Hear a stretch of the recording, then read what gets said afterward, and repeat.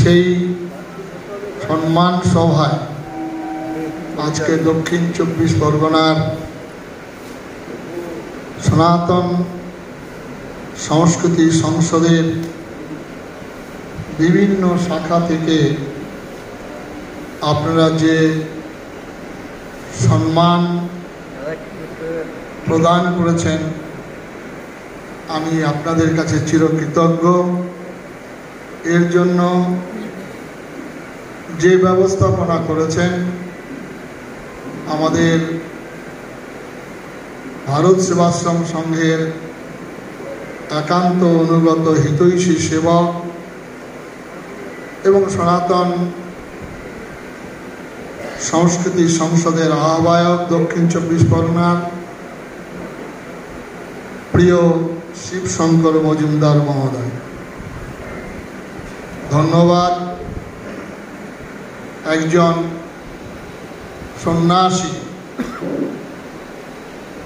নহে ধন নহে মান, জীবনের সর্বাপেক্ষা প্রিয় বস্তু করিয়া ইন্ধন, জ্বালায়েছে হোম হুতাসন, এরকম একজন গৈরিক বস্ত্রধারী সন্ন্যাসী, যিনি সেনাপতি নন, যিনি কোনো রাজা সম্রাট নন, কোনো মন্ত্রী নন, একজন পথের ভিখারি।